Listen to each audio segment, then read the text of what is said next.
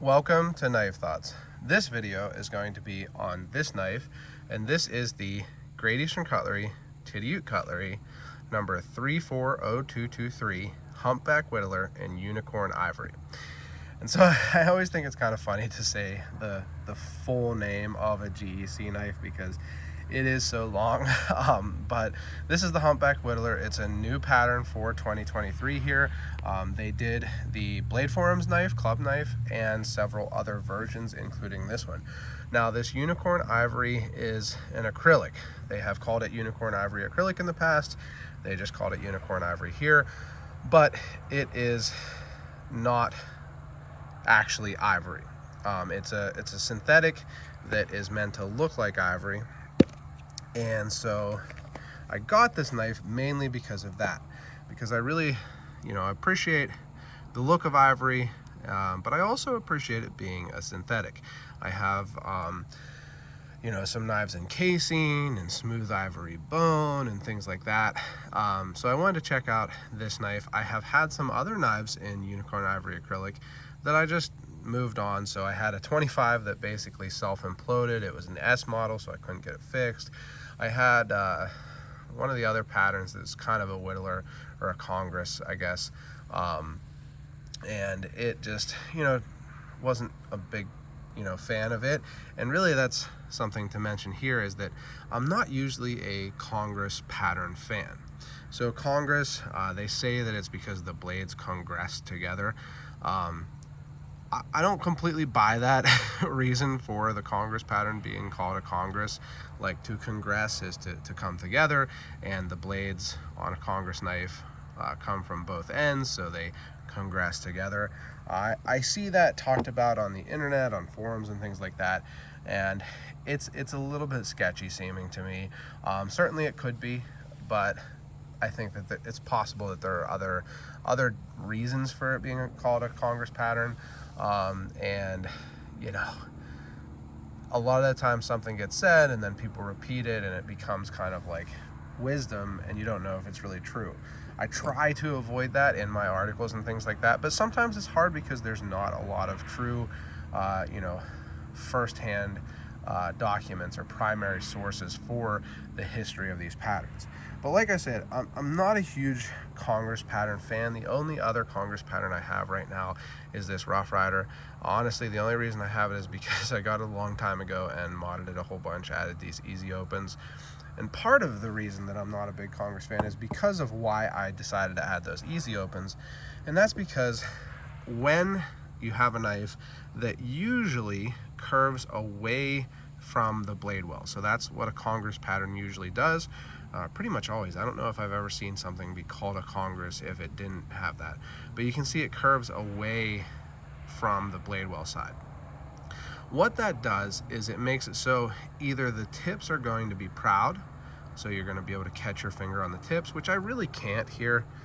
This one sits pretty deep within the frame, but you kind of can on the pen blade.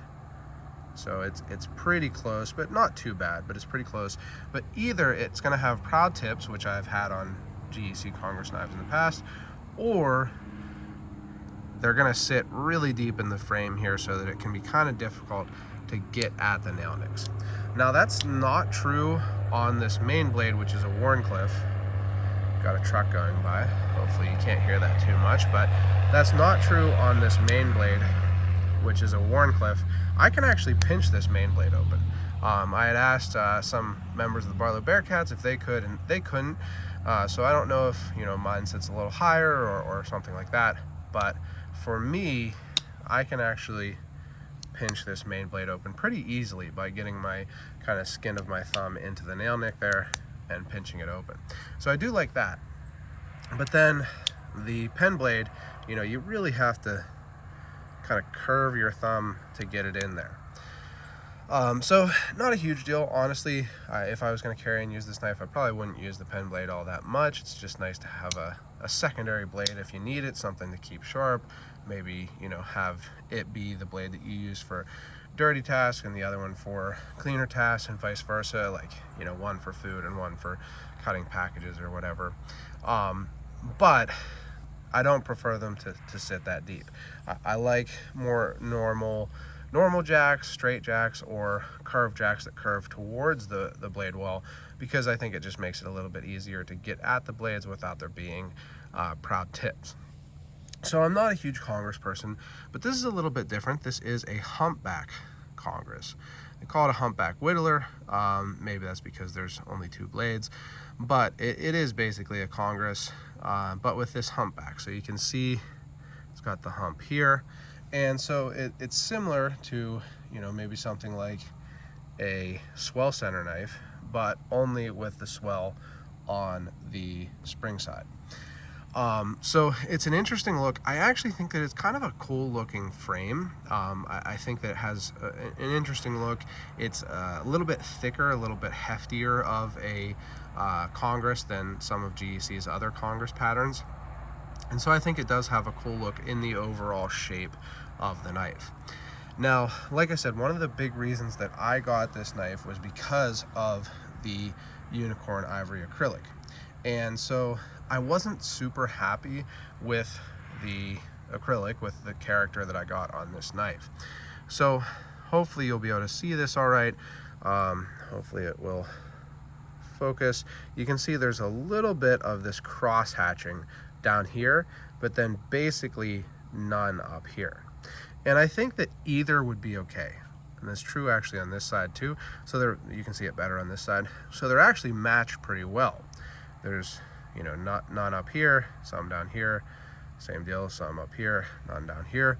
And I think that it would be okay either way. I do prefer the cross hatching, but some, you know, real ivory doesn't show that. But I think I'd prefer it to be all cross hatched or all plain. So just not a huge fan of that.